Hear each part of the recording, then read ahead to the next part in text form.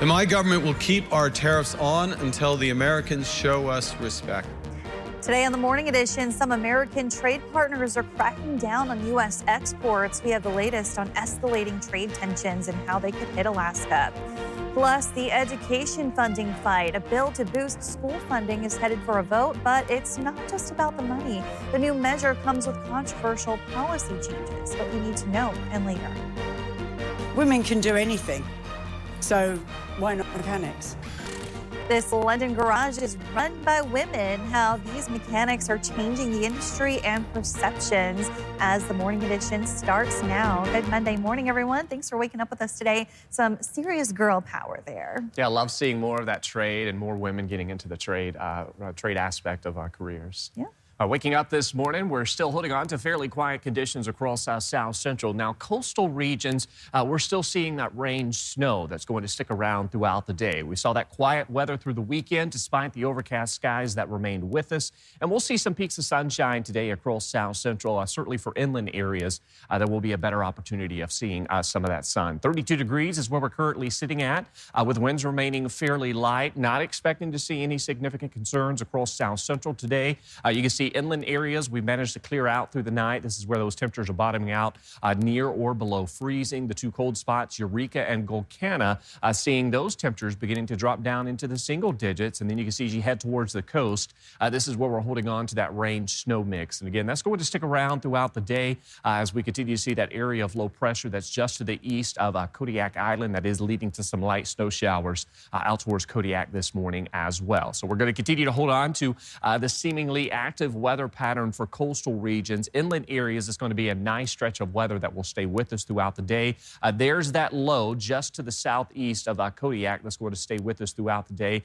Not only impacting South Central, but we've got some continued rain showers out towards southeast, and temperatures are cool enough that we could see some localized areas of wintry mix as you head out towards parts of the Panhandle. Now, through the weekend, we did see that high avalanche danger stay with us across South Central.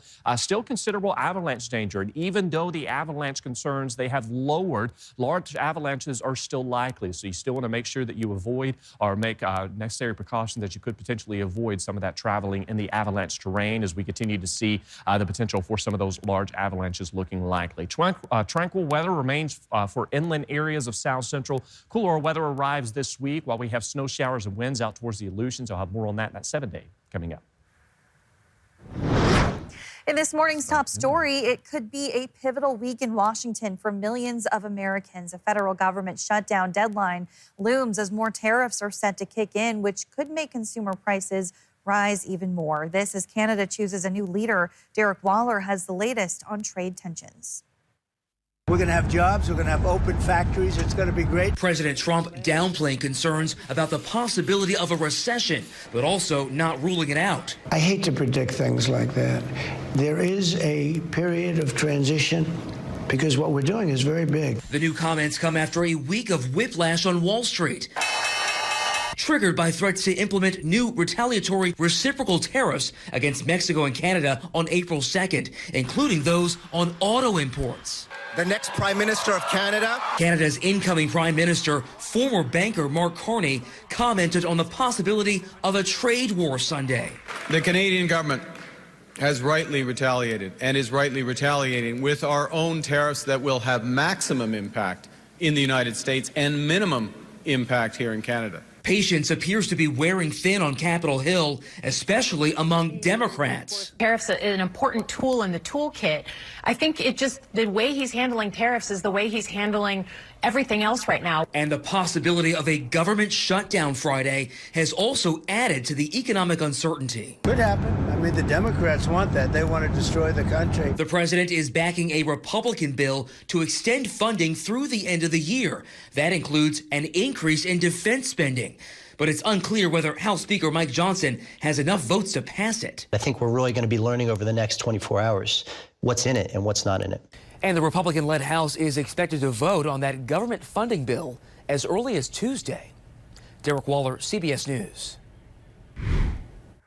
The National Oceanic and Atmospheric Administration is preparing to lose an additional 1,000 employees as part of President Trump's federal job cuts. NOAA previously fired 880 employees last month.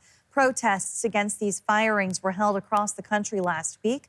The American Meteorological Society says the consequences of the cuts will be wide-ranging and include increased vulnerability to hazardous weather.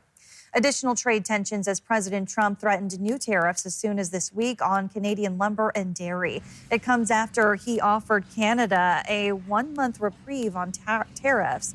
It's yet another twist in the trade policy that seems to shift from day to day. Canada has been ripping us off for years on tariffs for lumber and for dairy products. 250%. Nobody ever talks about that. 250% tariff, which is taking advantage of our farmers. So that's not going to happen anymore. They'll be met with the exact same tariff unless they drop it. Trump said the new tariffs could come as soon as Friday. About dairy, a local economist says Alaska doesn't see direct imports from Canada, but the state is still tied to the national market. One thing that's really important is that as we implement tariff policy and shift tariff policy in a really rapid way, we create a lot of uncertainty in the business environment. It makes it really hard to anticipate what prices are going to be and what your costs are going to be as a business in this country. The economist said the lumber tariff may affect building costs. In a recent interview with Governor Mike Dunleavy, he referenced the timber industry in Southeast. Hear the full interview on our In-Depth Alaska podcast. Starting today, China is imposing new retaliatory tariffs on certain U.S. agricultural goods. The measures facing American farmers include an extra 15% duty on chicken, wheat, corn, and cotton, and a 10% one on items including beef and soybeans. Some American farmers say they're worried escalating trade tensions could make it harder to sell their products abroad as the president defends the tariff policy. I think the tariffs are going to be the greatest thing we've ever done as a country. The president arguing his sweeping tariff plans will bring back lost American factories and jobs long term. China's foreign minister says his country will continue to retaliate against U.S. tariffs and said efforts to help the U.S. contain its fentanyl crisis have been met with punitive tariffs. An alarming trend, the number of children in the U.S. being poisoned by fentanyl is rising. According to findings published in the American Journal of Drug and Alcohol Abuse, between 2015 and 2023, more than 3,000 child cases of opioid poisoning were reported, and the percentage of those cases that were life-threatening shot up from about 16% to 44%. Among children under 12, the majority of overdoses were accidental. Meantime, Alaska saw a drop in non-fatal opioid overdoses in 2024, a possible sign of progress after a devastating surge in deadly overdoses the previous year. A recent report by the Department of Health says monitoring non-fatal overdoses helps track fentanyl's impact and improve prevention strategies. In this year's State of the State address, Governor Mike Dunleavy promised to keep fighting fentanyl. To those who are still dealing and poisoning Alaskans, justice is coming. So I strongly suggest leaving our great state now. While the drop in deadly overdoses is hopeful, health officials warn it may be temporary. They stress the need for continued harm reduction, including naloxone access, overdose education, and connections to treatment to combat the ongoing opioid crisis. In Capitol coverage, House Bill 69, aimed at boosting education funding, is slated for a vote in the Alaska House this week. The bill proposes a one-time $1,000 increase in per-student funding, departing from earlier plans for gradual increases. Additional measures include policies on homeschooling, cell phone use in schools, and the creation of a task force to study education funding. Proponents say these changes aim to compromise with minority members seeking more policy reforms alongside funding increases. Covering the interior, a new project at the University of Alaska Fairbanks aims to make flying drones in the icy far north's harsh conditions easier. Alex Bengal has the details. Behind me, UAF's new icing tower can simulate a variety of conditions seen in the Alaska skies, where drones are prone to freezing up. The 16-foot tower is a controlled environment, better for research. You have sometimes up above us liquid water that is below freezing temperature and not ice. It stays liquid. And then if an aircraft passes by, as sometimes happens, the liquid water adheres to the wing, and it can actually lead to bad consequences. Icing can also disrupt the propellers on drones and aircraft. The research at UAF is meant to determine a drone's ability to operate in icing conditions. This includes testing engineered solutions as they're invented and making sure operators are skilled at handling unmanned aircraft in severe winter weather. Usually you don't fly the drone in icing conditions, so it's also getting the pilot comfortable or knowing how to handle the aircraft without any damage. The tower is not cooled artificially and needs below freezing temperatures to be effective. During a test, mist is sprayed from the tower's ceiling. As that freezes, it recreates conditions in the atmosphere with a number of different settings available. The spray system is the secret sauce. There's a lot that goes in to make the spray very repeatable. As it is, the tower is only able to operate during the winter months, when temperatures fall below freezing.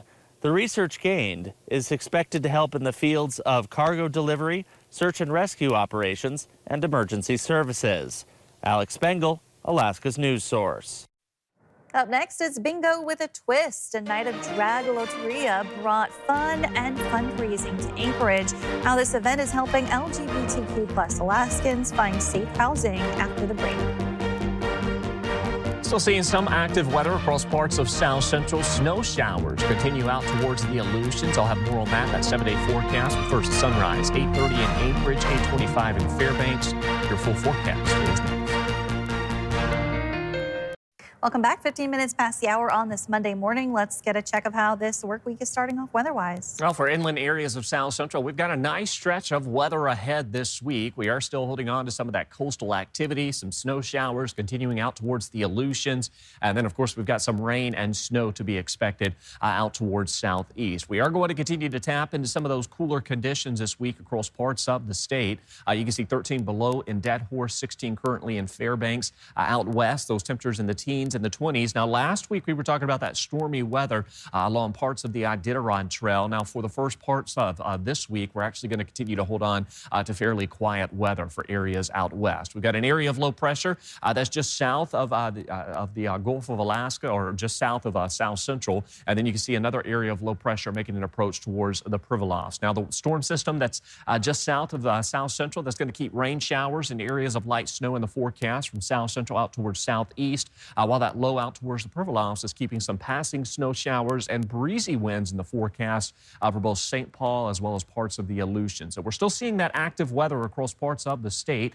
What we are going to be seeing today for inland areas of South Central is the return to some peaks of sunshine, calling it partly sunny to mostly cloudy skies, and we'll see those temperatures still managing to warm into the mid to upper 30s throughout the afternoon hours. But there's that chance for some rain, snow, primarily for coastal regions. You can see activity out towards southeast for the most part today, expected to be very periodic to scattered activity sticking around for a large portion of the Panhandle. We'll have that southeast forecast for you coming up in the next couple of minutes, but you can see that area of low pressure in the Gulf of Alaska will keep some of that rain and snow for coastal regions for the foreseeable future. But notice Anchorage, western parts of the Kenai into the valley, the Copper River Basin, largely going to stay dry here over the next couple of days, and we'll see several opportunities for some sunshine each afternoon. Now, Tuesday and Wednesday will be a bit cooler across the region, but at least we'll have some sunshine to go along with it. Now, that snow chance that we'll see across parts of South Central, that's primarily for western Prince William Sound and the eastern Kenai. So if you're driving through the pass, be prepared for some additional light snow accumulation. Nothing significant, but out towards Whittier Portage, we could see the potential for several inches of snow accumulation. Outside of that, largely just expecting some scattered areas of wintry mix for coastal areas, while inland locations will stay on the drier side. 30s and 40s expected today with those coastal showers. You can see Seward expected to see some areas of wintry mix. We've got some breezy winds through Prince William Sound, 37 in Valdez, 39 in Cordova. As you head out towards the Copper River Basin, those temperatures making a run near freezing. Still managing to break into the 40s or potentially near 40 degrees today for the valley, but we are going to see some cooler conditions here over the next couple of days. We'll drop to 36 Tuesday. The coolest day looking to continue to be Wednesday. Wednesday as we see a high near freezing. Very short-lived cool snap. As you can see, those temperatures make a run back into the mid to upper 30s through the end of the week. Largely on the dry side for inland areas with any rain. Snow this week taking hold for coastal regions. All right, thanks, Aaron. Anchorage's LGBTQ+ community gathered for a night of drag loteria instead of the usual Sunday drag brunch. Loteria is traditional Mexican bingo played with a deck of cards with numbers and symbols rather than balls with bingo letters on them. The event, organized by Arceniega Street Productions, raised funds for Choosing Our Roots, a group helping LGBTQ+ Alaskans find safe housing. So far, they've collected $3,000 with a goal of $20,000 to fully fund 2 apartments for a year. And the work that we do is very vital to ensuring that queer Alaskan youth have safe homes, supportive communities, and opportunities to thrive. That's something that is vital to ensuring that the next generation of people knows how to connect and how to navigate life and the hardships that are going to come. But we at CORE believe that those hardships should not also include who you are as a person. Paint, creativity, and a touch of Alaskan wildlife at the Alaska Wildlife Conservation Center. Art and nature collided over the weekend for a one-of-a-kind fundraiser. As Joe Allgood reports, from bold designs to sentimental keepsakes, this event was about more than just art. It was about community, conservation, and a little bit of fun. Well, it's a rainy day here at the Alaska Wildlife Conservation Center, but what better way to spend it than indoors doing arts and crafts like painting antlers, like this giant reindeer antler right here. Guests here are spending the day decorating these to take home. The Paint and Antler event on Sunday gave wildlife lovers the chance to take home a unique memento and make it their very own. The antlers themselves came from AWCC's resident reindeer, elk, and Sitka deer after they shed them last fall. Ranging in size from as small as 9 inches to as large as 40, there was a total of 14 antlers to choose from this year. Participants picked them out ahead of time and showed up at the center to paint their spiky souvenirs. In addition to the antlers, anyone in attendance could also buy and decorate slices of antlers, also known as antler cookies, maybe making them into a new Christmas ornament or a necklace. Once done with their artsy antlers, guests had several different ideas for where they might hang them at home. So we've got a baby boy on the way, and so it'll probably go in his new nursery, which is under construction right now. Truly an Alaska decoration with a lot of memories with Grandma and his big sister and Mom out here decorating it. So looking forward to meeting him, and hopefully he likes the art that we picked out for him. I think we're done. You think so? Still going. Yeah. Still going. Okay. They're just painting Oh, that's the really table. nice. That's a really cool. But you should draw like birds on it. Yeah. I'm just waiting for it to dry. Unfortunately, this one has already been bought and they sold out for the day, so I won't be able to take one with me, but maybe next year. Joe Allgood, Alaska's news source. Thanks for listening to our podcast. Click subscribe so you can get the latest podcasts from Alaska's news source automatically, and stay up to date with breaking news and in-depth reporting available for free 24/7 with the Alaska's news source app.